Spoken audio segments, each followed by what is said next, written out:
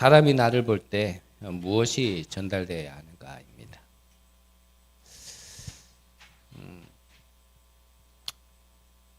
여러 번 말씀드렸지만 사실 나는 이런 사람이다 이렇게 얘기하는 것보다요, 다른 사람들이 이 사람은 어떤 사람이다 얘기하는 게 오히려 더 정확합니다. 어떤 학자가 얘기를 했어요. 우리가 한 사람을 처음 봤을 때 이 사람의 몸무게가 얼마나 나가겠냐 라고 한 사람이 얘기했다라면 사실 그거는 잘 안 맞대요. 근데 처음 본 사람이지만 10명이 그 사람에게 말한 몸무게를 얘기해서 평균을 내면 그 사람의 몸무게와 거의 맞다랍니다. 근데 그보다 더 정확한 거는요, 한 100명이 그 사람의 몸무게가 이 정도일 것이다 라고 얘기한 것을 다 모아서 평균 내면 더 정확하대요. 그 말이 무슨 말이냐면요, 여러 사람이 나를 이렇게 얘기한다라고 얘기하는 게 사실 정확하다는 얘기. 네. 근데 그런 얘기 듣는 본인은 나 그런 사람 아니야 라고 얘기하겠죠. 나 그런 사람 아니야. 그런데 많은 사람이 나에 대해서 그렇게 얘기했다라면 그게 맞아요. 그걸 들을 수 없는 거는 나의 고집이고 나 혼자만의 착각이지, 여러 사람이 나에게 동일한 얘기를 한다라면 그게 나란 말이죠. 우리가 다른 사람들 앞에 어떻게 보여질까? 그 속에서 우리는요, 내 자신을 볼 수 있어야 되고, 그 속에서 정말 내가 무엇을 버리고 무엇을 가져야 되는지를요, 제대로 찾지 못하면 우리는 사실 응답받고자 한다 하지만 응답받을 수 없게 되어지는 거죠. 그래서 또 말씀드리지만, 내가 내 자신을 발견하고 그것을 바꿈에 있어서 조금 이런 모습 저런 모습이 보여지고 드러나는 거는요, 복음이 있고 생명이 있다라면 당연한 거고요, 그거는 축복입니다. 그래서 예수님께서 이 공생의 3년 동안 말씀하신 게 뭡니까? 계속 똑같은 말씀이 계속 선포되고 있는데 3년 동안 말씀하신 게 다른 거 아닙니다. 버릴 것에 대해서 다 말씀하셨어요. 너희들이 가지고 있는 복의 개념, 그게 복이 아니야. 버려. 너희들이 기도했지만 그게 진짜 기도 아니야. 바꿔. 너희들이 예배 드렸지만 그 예배가 진짜 예배가 아니야. 바꿔. 버려. 이거를 계속 얘기하신 거예요. 그러니까 그 얘기가 안 받아들여지는 사람들은요, 예수님의 가르침도요, 받아들일 수 없고 거부하게 되어지는 거죠. 허나 제자는 알아들었습니다. 제자는. 예수님이 계속 이거 얘기하신 거예요. 누가 아니라 모두가. 나는 아니다 아닙니다. 그럴 것 같으면 예수님의 가르침이 모든 사람에게 주시는 말씀이 아니라 제한된 사람에게 주시는 말씀이겠죠. 모두에게 필요하고 모두에게 주시는 말씀인데 그 듣는 자 중에 그 주신 말씀이요, 정말 받아들여지는 자가 있다라는 거죠. 특히 무엇을 버려야 됩니까? 이 과거의 상처. 여기에 참 많이 묶여 있거든요.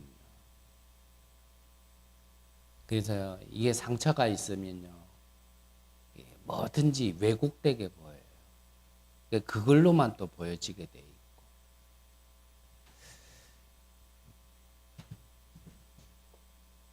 그래서 이 예수님의 가르침대로 이것을 감람산에서요, 다시 한번 40일 동안 말씀하신 겁니다. 계속. 40일 동안 말씀하시고 나서 이때 발견되어진 게 뭐냐면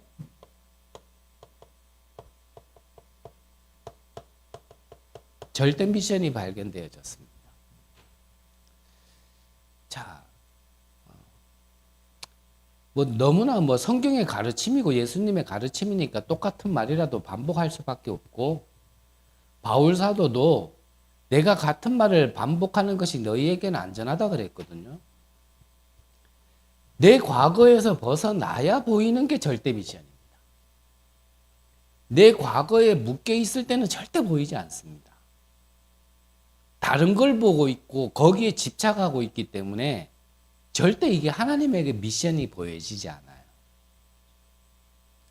내 과거에서 하나님이 주신 것으로 바꾸고 버렸고 벗어나야 그때 보여지는 건데, 목사님께서 말씀 주실 때도 하셨죠. 진짜 응답은 언제부터냐? 나의 절대 미션을 발견했을 때부터. 그때부터 응답이 시작되어집니다. 그러면 이 응답의 시작이 무엇입니까? 다른 거 아니에요. 이 언약을 붙들고 모인 자리가 마가의 다락방 교회였단 말이죠.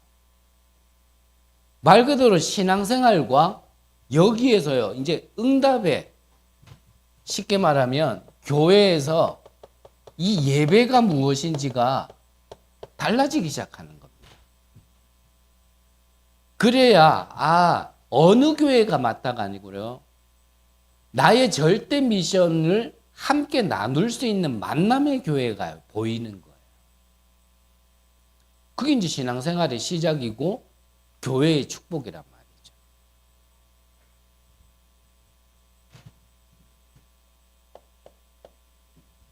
그러니까 응답이 확인이 되어지죠. 내가 받을 응답이 보여진단 말이에요. 그게 뭐냐면 사도행전 2장 42절에 뭐라고요? 사도의 가르침을 받아 서로 교제하며 떡을 떼며 오로지 기도하기에 힘쓰더라 그랬습니다. 그래서 뭐 사도의 말을 잘 들으라가 아닙니다. 목사 말을 잘 들으라 그 말이 아니에요.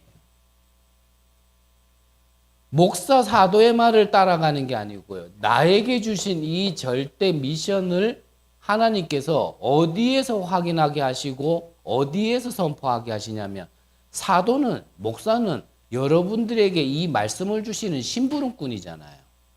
그 강단을 통하여서 주시기 때문에 목사 따라가는 게 아니에요. 강단 따라가는 거예요.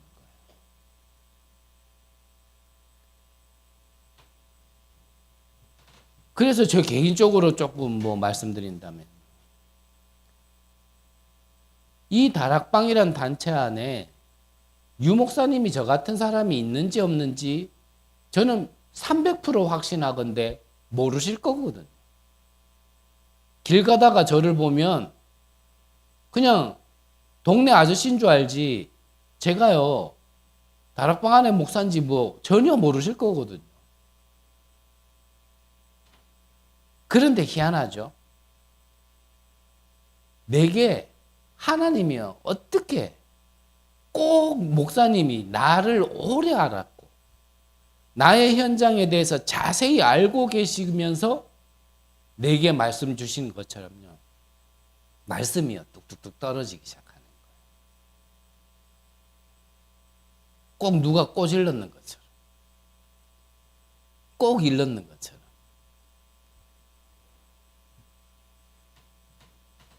그래서 이게 발견되어지지 않으면, 이렇게 신앙생활이 안 되면 어떻게 된다 그랬죠? 함께 기도할 제목이 나와지는 게 아니라 교회 가서 계속 갈등하는 거예요. 제가 한 말 아니니까 절 미워하지 마시고, 계속 교회 가서 최고의 축복을 받아야 되는데 교회에서요 최고의 갈등을, 가지게 되는 거예요. 그래서 저는 이게 신앙생활이다 보거든요. 금이 이 주신 강단의 말씀이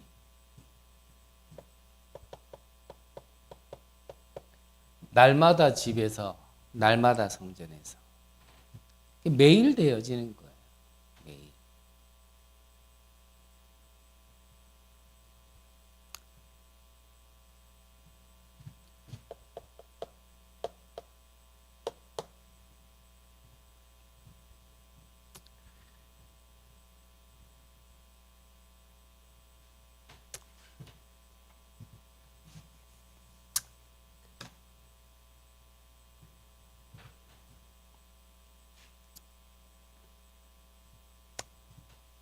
그러면 사람들이 나를 봤을 때 나를 통하여서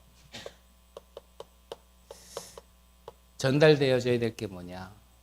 무엇이 보여지고 무엇이 전달되어야 되냐?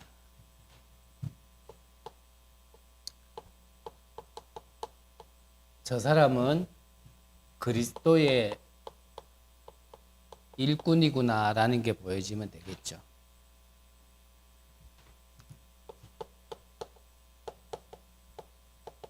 창세기 3장 15절에 여자의 후손이 그리스도를 나타내는 겁니다.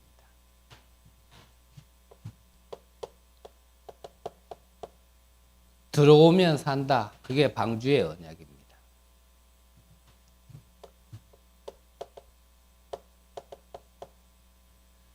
약속대로 피 바른 날 빠져나올 수 있다라고 말씀하신 게, 그리고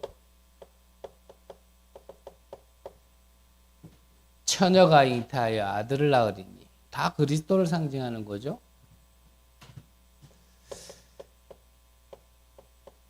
이것을 고백하고 전달했습니다.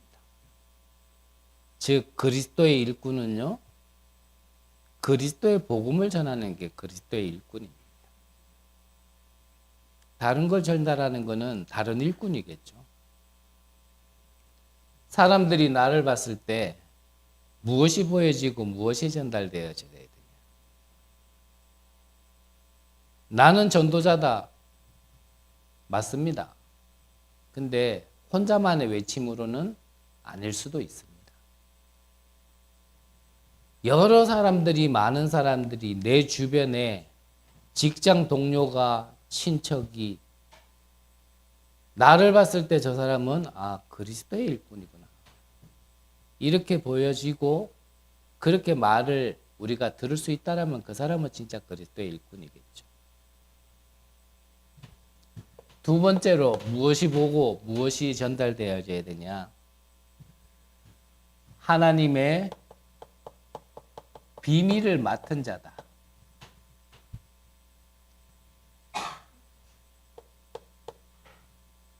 말씀이 변하지 않았고 주시는 말씀이 항상 똑같은 이유는 그것이 다 우리 안에 안 들어와 있기 때문이죠.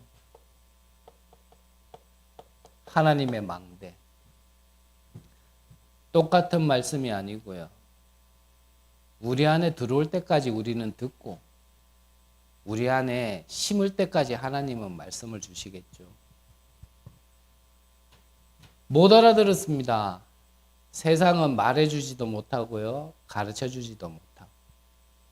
근데 듣는다 안에서도 이게 안 들려요. 왜 망대가 중요한지. 그 망대가 뭔데? 피자 사들으러 가야 됩니다 라고 하니까요. 바로 하면 못 알아들어요. 그게 뭔데? 그래 예배 드려. 뭐 못 드리라 했나? 그 굳이 근데 뭐 그렇게 가야 돼? 이유를 모르는 거예요. 하나님의 망대 왜 내게 필요합니까? 왜 우리에게 필요합니까? 아는데요, 안 들리는 거예요. 아는데. 그래서 비밀입니다. 예수님의 제자들이 물었죠. 예수님, 왜 그렇게 예화를 들어서 말씀하십니까? 어렵게. 쉽게 얘기하면 되지. 그러니까 예수님이 그러셨어요. 알아들을 자는 알아들어야 되고 못 알아들어야 될 자는 못 알아들어요. 하나님의 은혜와 선택 속에 있는 자는요, 필요하다라는 게 느껴지고 부딪히게 되겠죠. 그때의 시간표가 있으니까 계속 같은 말씀이 선포되어지는 겁니다. 망대. 망대를 가진 여정을 가는 겁니다. 누구나 길은 갑니다. 우리의 인생의 길을 다 걸어가고 있습니다. 근데 무엇을 가지고 어떤 길을 가느냐가 중요하죠.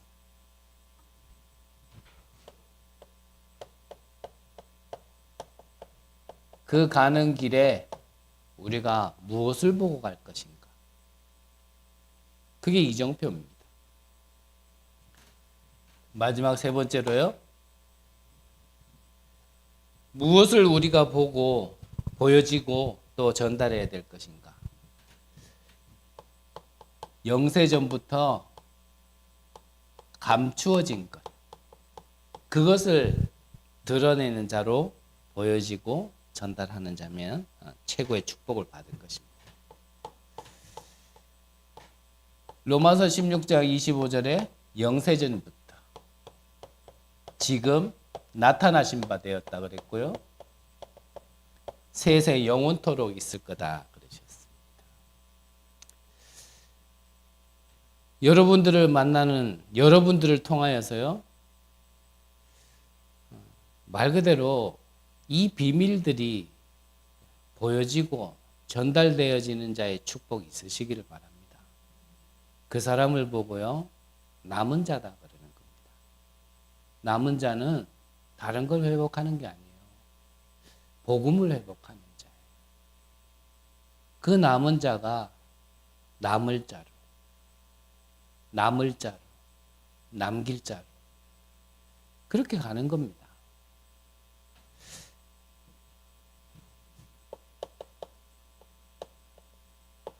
결론적으로요. 로마서 1장 9절에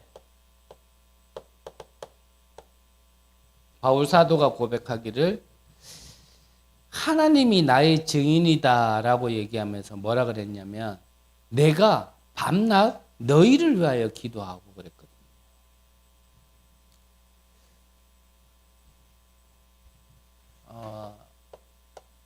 저를 제외하고요. 저를 끼워 놓으면 항상 혼탁해지고 이상해지고 안 받아들여지니까 저를 제외하고 여러분들이 이 목회자의 기도 속에 없다라면요. 목회자도 회개해야 되지만 여러분들도 회개하셔야 됩니다. 자녀가 부모의 마음에 안 담겨져 있다. 그거는요. 부모도 회개해야 되지만 자녀도요. 뭔가 크게 잘못하고 있는 겁니다. 학생 같은 경우는 선생님의 항상 뭔가 생각 속에 있어야지 생각나는 학생이 이놈의 시키 이렇게만 생각나면요. 그건요. 학생으로서 뭔가 생활을 잘못하고 있는 거예요.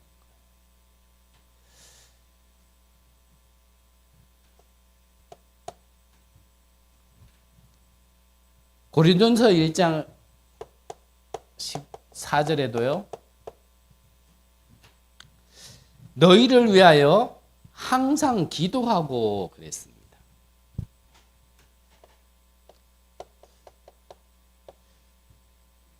빌립보서 1장에도 항상 감사하고라고요. 서신서 서두에 먼저 말씀하셨고요. 골로새서에도 마찬가지입니다. 같은 얘기를 반복하고 있습니다. 그래서 여러분들이 정말 사람이 볼 때 이 복음의 증인으로 뭔가 교회에서 볼 때 여러분들을 볼 때요. 뭔가 시원케 하는 자로 목사도 어떤 면에서는 사람이기 때문에요. 사람 보고 힘낸다라는 게 맞는 얘기는 아니지만 모자라는 인간이 목사 되다 보니까 그 말이 진짜 이해되더라고요. 목사는요, 다른 걸로 힘내지 않아요. 여러분들이 맛있는 거 사준다고 해서 힘나는 게 아니고요. 좋은 선물을 준다고 해서 힘나는 게 아닙니다. 뭐 보고 힘나냐면 여러분들이 영적으로 성장을 하고 여러분들이 성경적으로 응답받는 모습을 보면 그게요 진짜 목회자에게 힘이 되어지는 거예요. 그렇다고 해서 여러분들이 응답받는다고 해서 목사에게 뭐 생기냐? 그런 거 없어요. 그런데 목사는 그래요. 여러분들이 자녀를 키워보시는 분들이라면 더 잘하실 겁니다. 이 자식이요 날마다 성장하고 날마다 뭔가요 자기의 것을 찾아 응답의 길로 갈 때 그 자체로요 힘이 나는 거예요. 앞서 말씀드린 것처럼 저를 빼놓고 얘기하세요. 그러면 여러분들에게 좀 객관적으로 들리지 않을까. 여러분들이 목회자를 시원케 하고 교회를 시원케 할 수 있는 일꾼이 이런 응답을 받는 곳에서요 근본적인 한 요소입니다. 그러려면 좀 바꿔야 돼요. 그리고 진짜 걸 찾아야 이제 응답이 시작되어지고요. 그 응답의 말씀이 내게 들리기 시작하는 겁니다. 여러분들에게 진짜 응답이 시작되시기를 바랍니다. 땅끝까지 내 증인이 되리라 하셨습니다. 지상 명령입니다. 부탁이 아니라 여러분들을 향한 하나님의 영세전부터의 약속입니다. 그를 위하여 여러분들을 부르셨습니다. 누구를 위해 응답받는 게 아니라 여러분들 자신과 가정 가문과 전 세계를 두고 여러분들이 참 응답 받으시기를 간절히 기도합니다. 기도하겠습니다. 하나님, 우리에게 은혜를 내려 주옵소서. 하나님의 약속이 우리에게 그대로 성취되어질 수 있도록 우리에게 힘을 주옵시고 깨달음을 허락하여 주옵소서. 사람 앞에서가 아니라 하나님 앞에서 날마다 성장하며 하나님의 명을 따라 순종할 수 있는 제자로 살게 하여 주옵소서. 많은 사람들 앞에 참복음의 증인으로 전달자로 살아가게 하여 주옵소서. 살아계신 예수 그리스도의 이름으로 기도드립니다. 아멘.